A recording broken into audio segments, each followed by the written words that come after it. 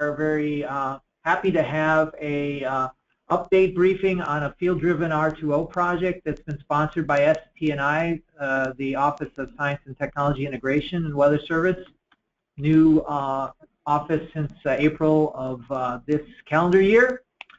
And to remind everyone, the format of the VLab forums is we're going to have about 30 minutes of presentation content by today's presenters, and then the rest of the time is allotted for question and answers.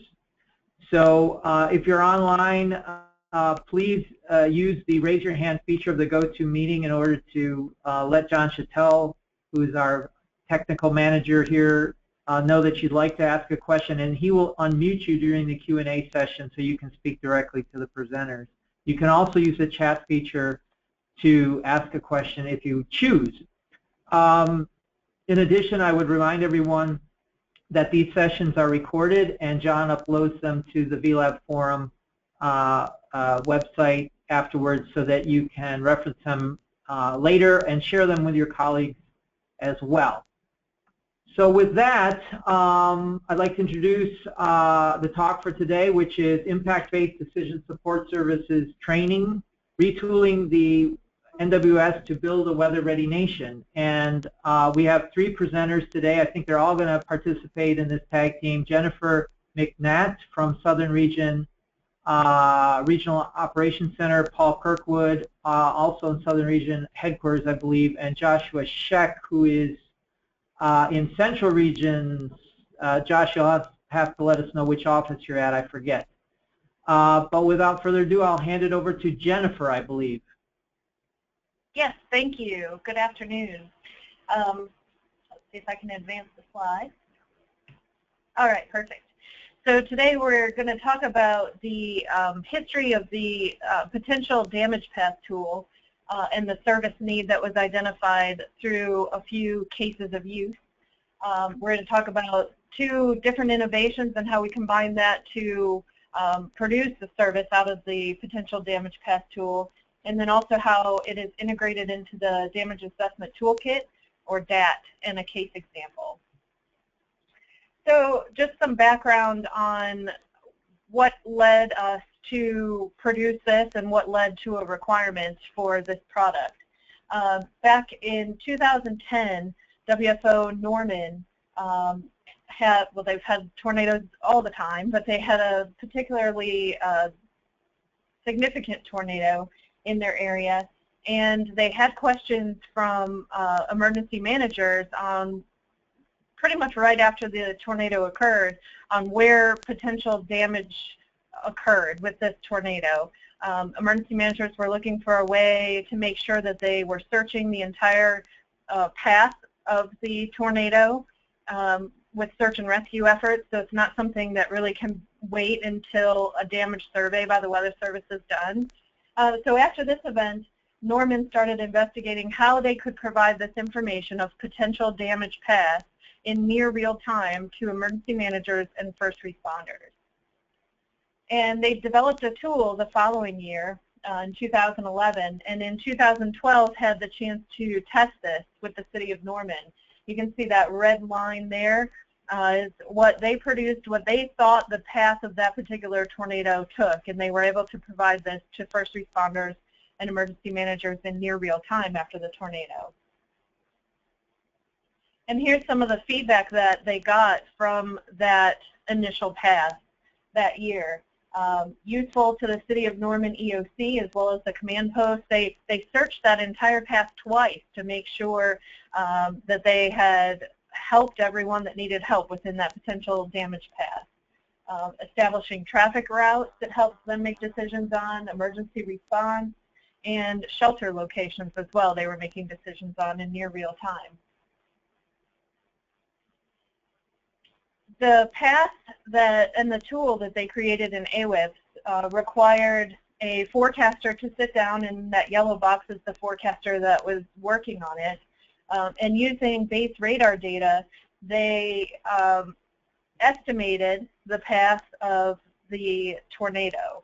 And they were able to send this out to first responders such as law enforcement, fire, EMS, hospitals. Red Cross is another agency that's interested in this type of product. And in 2013, and I'll tell you a little bit more on the FEMA tie-in in a minute, but in 2013, this is what the path evolved to. Not only did they have that red line of where they thought the tornado tracked, but they also had that white line, which is kind of a buffer, and it's an equation that's based on distance from radar, the tornado distance from the radar. So that's kind of the buffer of where the damage could be along the potential tornado track. And they produced this pretty much when the tornado was lifting. So in near real time, after the tornado occurred, they produced this and they sent it out.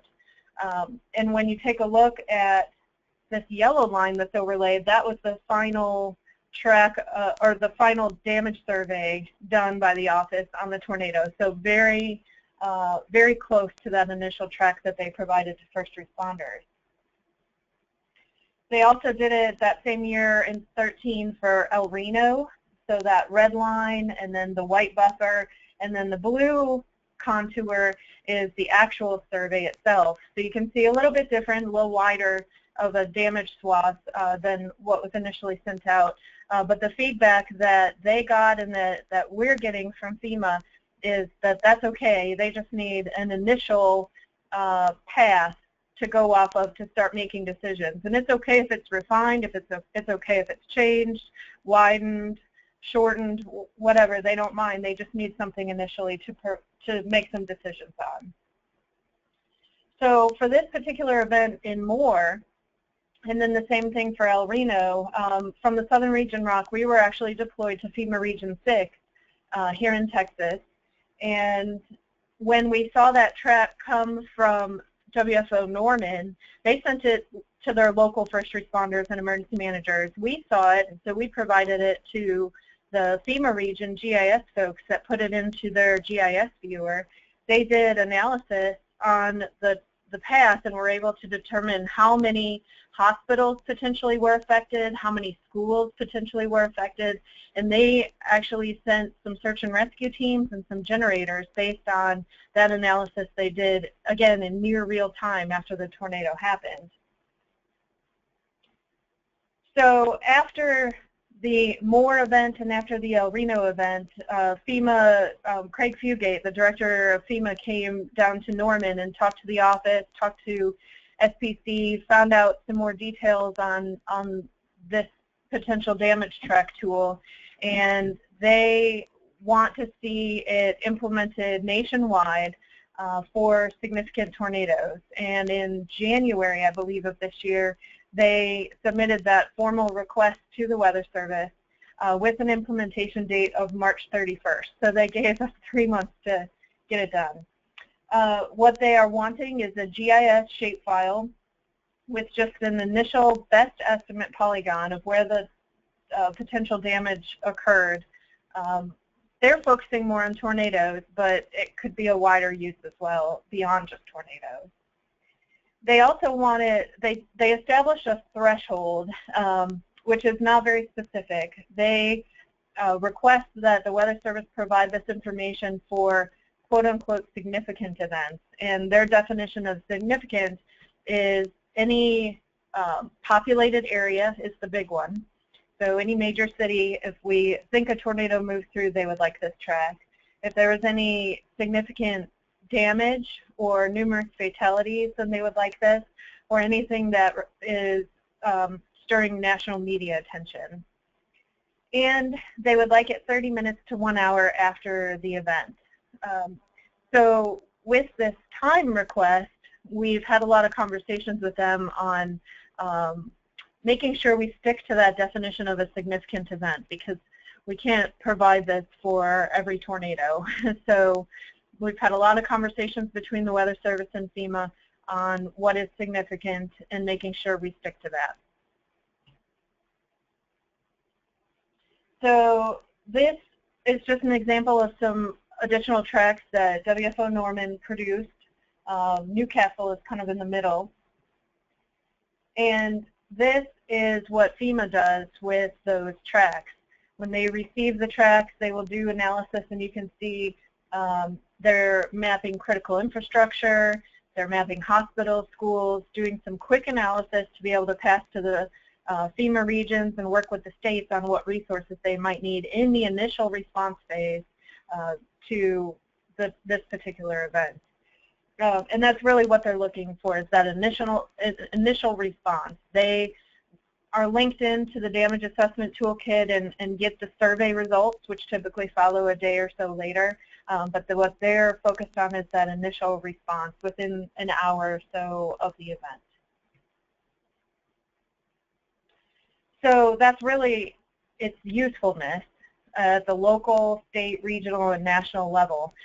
This requirement is being driven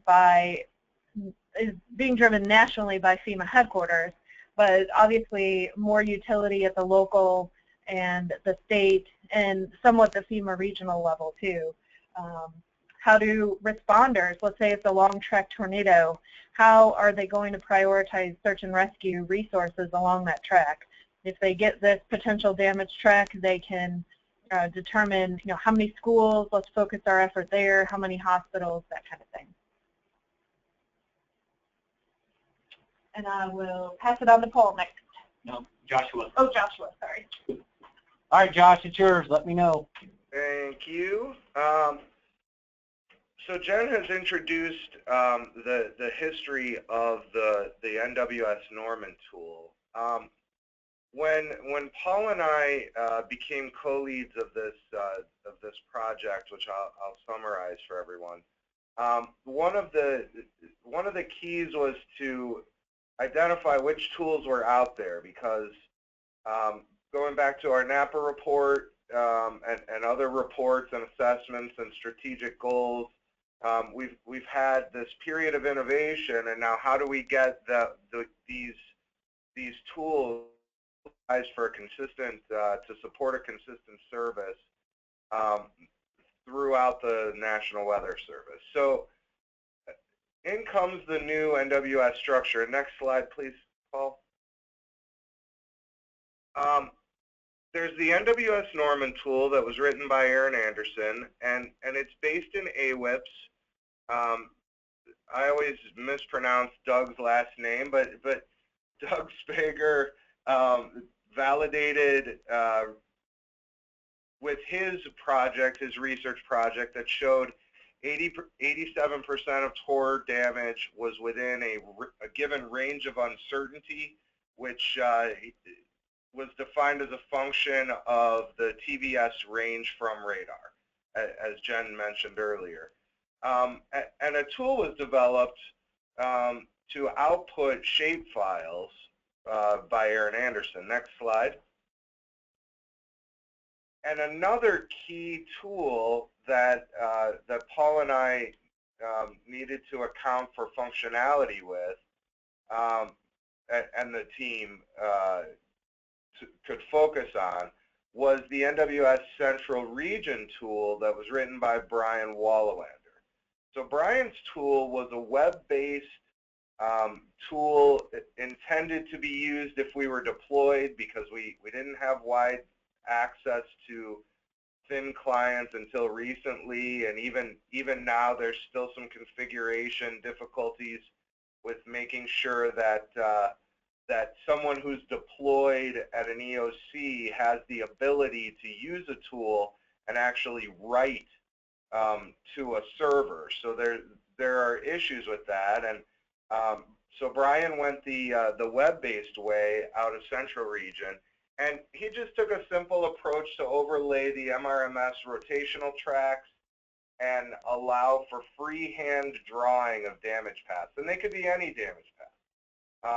Hail, swaths, fire, burn scars, derecho, widespread wind, and one of the things that Brian integrated into the tool was, I know that the print is small, but I wanted to show it in a figure, the infrastructure impacts. And part of this came out of the success story out of Norman, and part of it was from additional meetings with FEMA, other FEMA regions that Central Region was part of, and Brian was part of.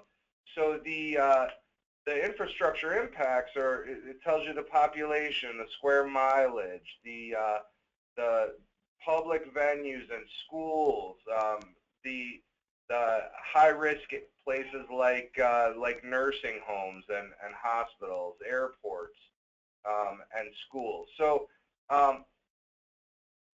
next slide, please.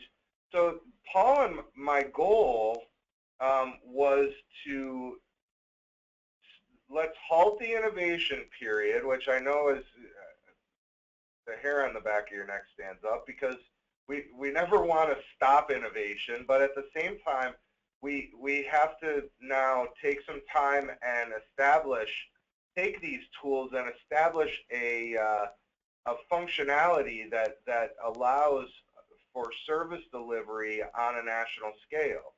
And these were not the only two tools that were developed. There are other innovations, GIS-based tools, that we learned of as we started this project. But these two tools were among the higher profile, and they were also, if we account for the functionality of both of those tools, we pretty much deliver the same level of power or functionality or greater than the other projects that we were aware of. So based on this FEMA leadership feedback, we wanted to establish a service or to fill the need before it was a requirement, and lucky we did, because as Jen mentioned, there was a formal requirement, and I think we were well placed to deal with that very short timeline that was given to us by FEMA. So the STI project goals were just to merge these innovative tools into one standard and harness the strengths of both tools. We chose Thin Client and AWIPS as the platform for the tools operating, just because the Weather Service has invested in making AWIPS the go-to program structure that we should integrate all of our functionality into, unless it can't be. So we kind of followed that pathway. And then also we wanted to disseminate the tool in some form of a standard way. And I put the DAP because that's what we ended up deciding. But Paul is going to cover more of that. Paul, next slide, please. There you go. So there were 3 key iterations of this tool. There was a prototype freeform polygon tool that had the base level of I can place a polygon in AWIPS or Thin Client. I can manipulate the vertices. I can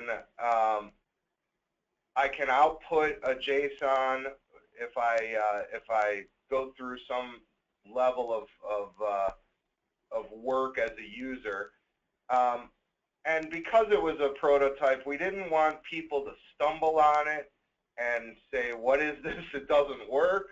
So we purposely hid it in AWIPS build 15.1.1. It certainly wasn't ready to be anything that replaced what Norman or Central Region had already done. And I should say that because we chose to integrate in AWIPS and because that takes some time, we developed the stopgap solution as part of the Central Region tool. So we had Central Region developer Brian Wallawander work with the DAT developers, in this case it was Parks Camp, and configure so that Brian's tool would output to the DAT. I think that's an important point and worth digressing. So the second layer, or the second iteration, was this enhanced freeform polygon tool with a basic damage path from baselines. But the feedback from the team, you know, we go through these iterations, it's a bit clunky. There's not much elegance to how the tool outputs its information to LDAT and then subsequently sends to the DAT server. So so again, the team has recommended delaying, and that version we recently tested, and that because that's 16.1.1 in beta tests. We're moving to the full version is fully expected 16.2.1, so that's April of this year. There will be standardized damage types. We're going to have a nice smooth export process to the DAT. We'll have a much less clunky, less key clicking to get the tool to be editable and to output. And then that we've had WDTD embedded, so they will be well placed to deliver training at the same time. And then I think, do I have one more slide, Paul, or just a couple of comments? Nope, just a couple of comments there. Okay, yeah. So I guess just to comment on these 3 iterations before we get to questions, this process is still taking too long. We're looking at almost a 2-year process to go from innovation that's identified as a target for national implementation to actual national implementation with training. But it is it will be a successful process because we are getting really close. So there's hope at the end of the tunnel, but I don't want this project considered as the best we can do. And that's all I have to say. I know Paul's going to take us more into the application and configuration. Thank you. Oh, and I'm sorry. Per Steve's request, I'm the Sue in Bismarck. Thanks. Soon to be where?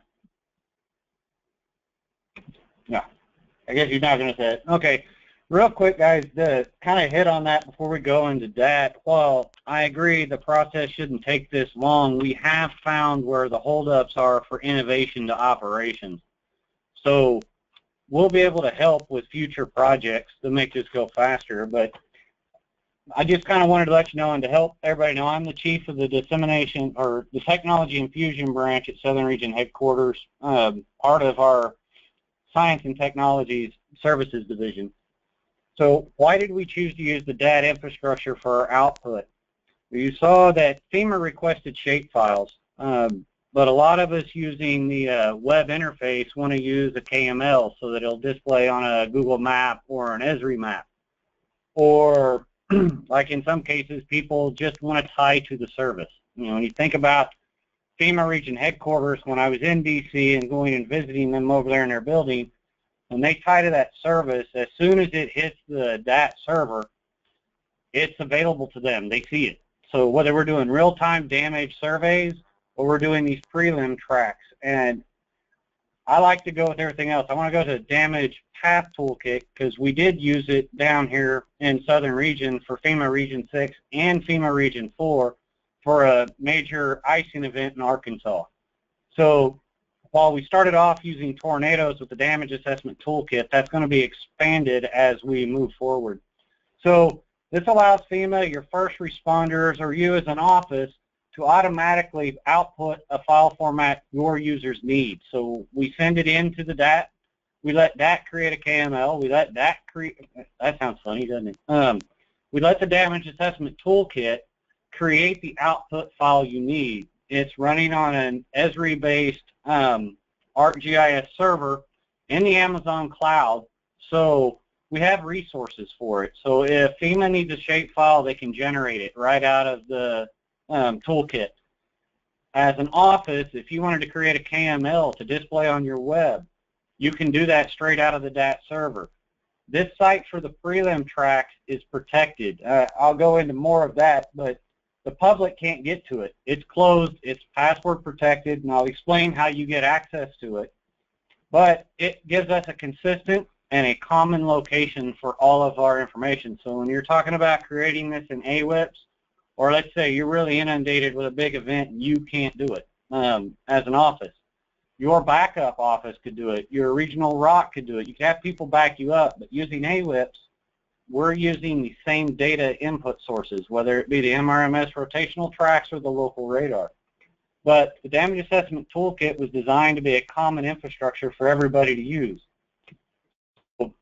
We'll be adding more in there. There's additional things coming. As you saw, I put in there in the FY17, FY18, the damage assessment toolkit will be moving into the operational dissemination portfolio of NCO. So it will be fully supported, load balanced, and available for everybody. The next thing, so how do I get to the data? Well, we put together a mini how-to for all the field offices. If you want to jump in and start, I want to say right now it's all pre-decisional that this has to be done right now. The regional operations centers are taking this on in the short term till it becomes an operational requirement. But there's the link, and since it's recorded, everybody will be able to get to it. But if you need access to that site or one of your core partners, remember this is not for the public, this is for our first responders, you know, Red Cross or your local emergency managers, your local fire chiefs. Contact your appropriate ROC in your region. They'll get you the username and password that you can share with them. They can generate whatever output file they need from that link. Right now, we've chosen to use the Central Region Damage Path Tool for what we do here at Southern Region, and the reason for that is, you heard Josh talk about, we've got iterations. We're really waiting for 16.2.1 to put it through a 2. The nice part about it is with 16.2.1, a full training package will come with the toolkit. And then I wanted to give you some examples of something I did this fall. I was out, our regional operations center, we're all at training, so they weren't available, and we got a call from FEMA Region 6. Hey, there's a tornado that went north of Austin, San Antonio, and we think it took out some schools and a few other things. So I drew a path based off of the MRMS. So that was just in Austin, San Antonio, and that actually ended up impacting 5 schools, 4 hospitals, and 2 retirement homes. On the next one here, I put this one up here for Kansas City. We do quarterly tests with FEMA so that they can test this out, make sure it works. We got winter coming in. We got fire season that just passed in the west. We always have some sort of severe weather in the winter or a major winter storm come in that could impact a great deal. So during our test where FEMA was actually going to test deploying people based on the prelim track, we put this one just south of Kansas City through a few big cities where there were a lot of schools, a lot of hospitals, and some critical infrastructure on a couple of highways, similar to like what happened in El Reno. So I've pulled up the same slide that Jen did, but this is what they currently are capable of displaying. When we get the additional tags that you heard Joshua talk about in the toolkit, these will change color and they'll have more information inside them so that FEMA can actually use them for what the impact is. Let's say it's an ice storm instead of a tornado. They might need to deploy generators to hospitals and other places, or maybe even schools, for shelter-in-place type things. So we just really wanted to get this out there to say we're trying to go to where we have a common interface so that every office can help produce these the same way. And allow our core partners to be able to get the data in the same method. So I think that's all we had. I tried to keep it short so we gave plenty of question time, John and everybody. So I'll stop there and let questions go. All right. Thank you very much, Paul and Josh and Jennifer. This is really an excellent, excellent presentation. I think it's enlightening on many levels. I turn to John. Do you have control of the go-to? So now we'd like to, if you have questions, those of you in the go-to, to raise your hand and we'll unmute you so you can ask your question directly, or use the chat feature. Do we have anyone yet, John? No, we don't. All right.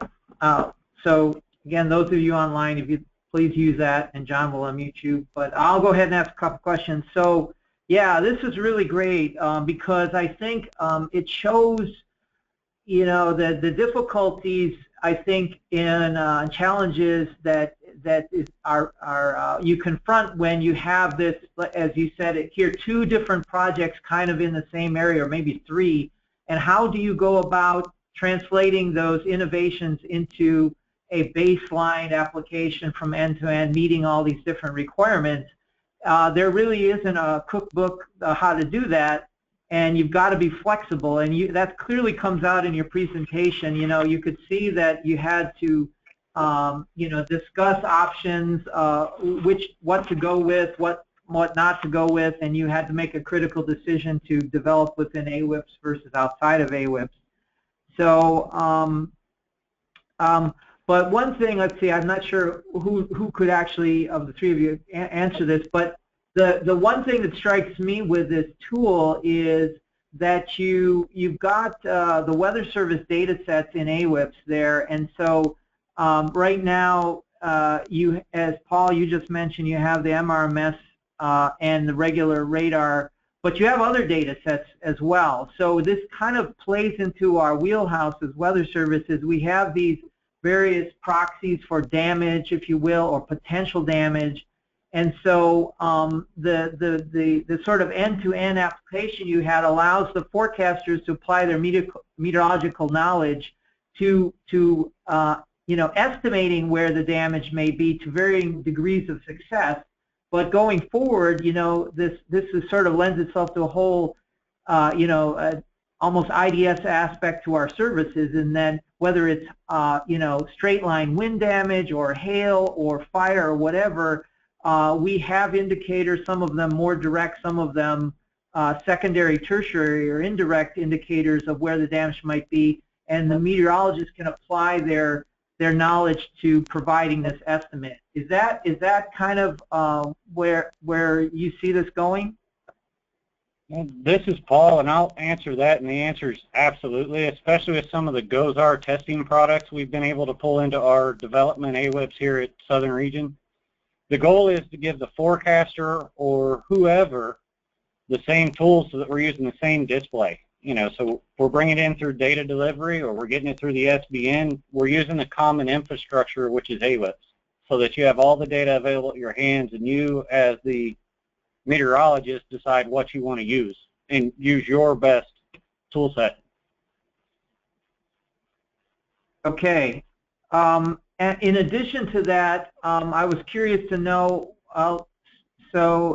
with storm reports, so that's the other thing that strikes me that would be obviously relevant to or spotter reports. So is that used in the process of estimating the damage path? We don't have that in the current Brian's tool, but those spotter reports are available inside the AWIPS cave. So yes, you could use that. When we get the 16.2.1 tool out there, all that data would be available. All right. Very good. Do we have any? Yes, Ken Johnson would like to ask a question, and I unmuted him. Go ahead, Ken. Hi. Yeah, we got a couple questions here. I'll start off, then Brian Maretsky has a question. Maybe I'm misinterpreting, but it seems like this could be a laborious process at a time when the office is already busy. Is there any kind of, could you give us any kind of sense as to what kind of workload this entails to generate this? I could envision science-based automated processes for perhaps tornado damage path, maybe using dual pole information, but in terms of other kinds of phenomena, it might be a little more difficult to automate the process. So what kind of workload are we looking at here? Has there been an assessment of that? I can go from my experience and what Norman gave us, Ken, and that's something we do have to look at, and that is why you heard me say using your service backup office to assist you with those. And a couple of things that I've been able to do here, it took approximately, for me, and I'm very familiar with the tool, so I don't know if this is valid, it took me 2 minutes to generate an entire path. And using the AWIPS tool line, I just added an extra dot to the next volume scan. So once you start it, the workload's not hard, but I wouldn't want a forecaster that's in warning modes to have to worry about this. So that's why we created the use of backup offices. And I agree with you, it could be more difficult. You know, tornadoes we can automate, you know, we can use equations and things like that, but let's use an ice storm or a fire scar. That'd be a little tougher. But it doesn't take long to draw these. Okay, I think it's a training issue. Well, Paul, your last comment there is one of the questions. You brought up training, and for some reason not for some reason, the beginning slide, the title slide, had training included, and I don't really see anything about training. Yeah, I think Josh went over it. I'm going to try. Oh, did you? Oh, no, I still got it. Hold on. Hey, Paul. Yeah, you Brian, got it, Josh? You're right, Brian, and I'm going to take responsibility for that one. I don't know why that word is there. I should not have put it there, but I can talk about training, which is relative to this project. Several team members who were not part of the author list, this project wouldn't be possible without Matt Foster and Brian Wallawander. Dave Andra was one. Ed Mandel, Parks Camp, and John Faree are also part of this team.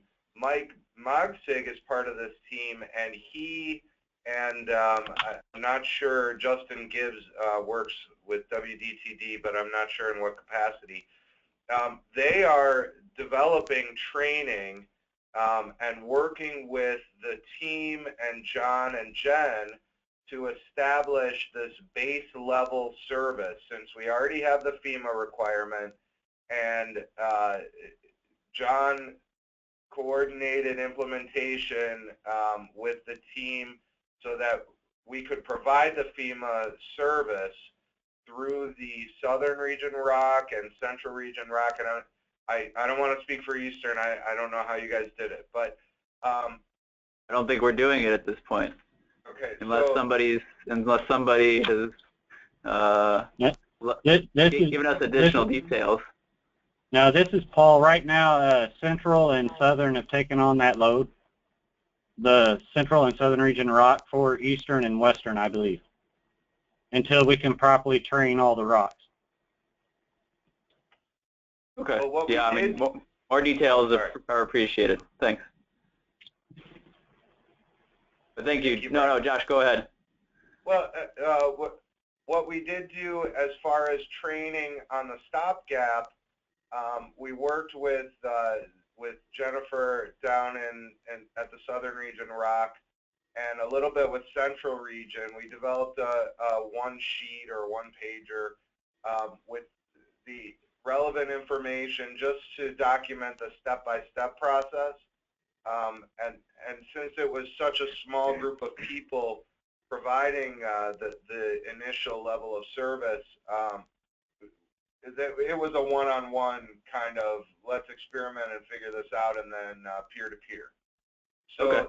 The training won't be like that when it goes to the forecasters, but the initial operation was that way. Okay. Thanks, Brian. So there has been, I mean, following up on Kent's question, there's been some further discussion or agreements upon or regarding how to put this out into forecast offices, besides the AWIPS portion of it, the actual implementation in operations. Has there been further discussion on that? Since I got us into this, Paul, I'll take it. It's Joshua.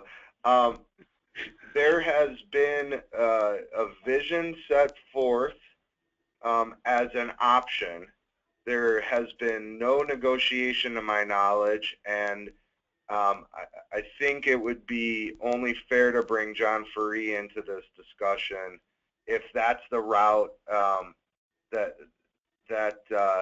gets decided. Charlie Woodrum at headquarters as the DSS program manager would probably also be very involved with that. So without speaking for them, the focus of our project has been to allow for the concept that this could be rolled out to offices, and we have heard since taking on the project from several offices who have their own homegrown innovation and are providing this service. So what we want to do is give them a tool that lets them do that, and work with services as best we can without stepping into the services lane and trying to define the service. Okay. I mean, that's interesting, and again, I'm leading you down that path, so I apologize for that. But no, just yeah, John Faree. I talked to our Tim Oram and Chris McKinney here. John Faree and Chris Meyer have the action to coordinate the making this implemented operationally required. okay. Just like Josh said. So it has not been, from my understanding, to help, I hope this clears it up, is John Faree and Chris Meyer have that action along with our IDSS program manager. As far as I know, that has not been partnered, and they didn't want to start that until the tool was actually available with training. Okay. Yeah, because it gets into, and this was my third question, but it's probably not relevant for you, Josh, and Jen, is where we're going with providing damage information. And that's a whole another set of marbles. Yeah, I'll delay that one and let John Faree and those guys deal with it. How's that? Okay. Well, is it fair to say that this isn't really providing damage information, it's just providing an indicator as to where they may find damage? Right. This is the prelim track to get first responders out. The official damage surveys are what gives the information out. And from my understanding at this juncture, that also has not been partnered to make the damage assessment toolkit mandatory. Yeah. Okay. All right. Thank you. No problem. Great questions, though, by the way. Oh, you're just buttering me up.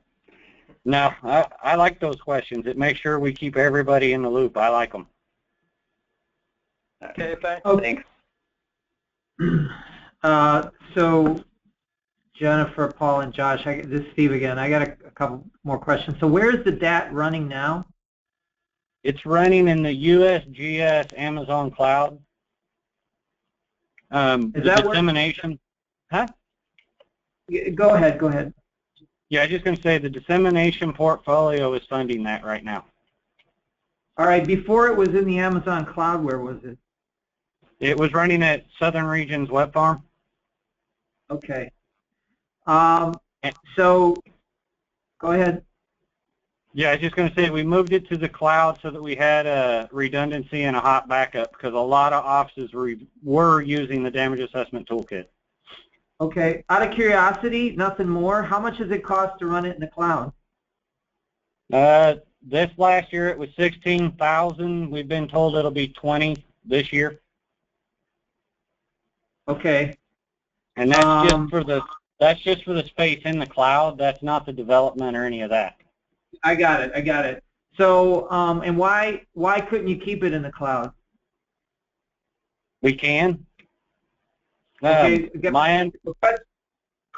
guess the question is why you're given direction to go to IDP. I'm not 100% sure. I know that all of our web services and all of our other dissemination is to be moved into NCO. Okay. All right. Yeah, the question's curiosity, not meant to be critical or anything. Go ahead. Yeah, I was just going to say there's nothing preventing us from keeping it in the cloud. I've had talks with Luke Hano and I'm going to blank on his name, Cameron Shelton, that if NCO gets behind with some other things they're working on, we have no urgent need to move it out of the cloud. Yeah. Well, we were told to move VLab into the cloud at one point, but nobody could help.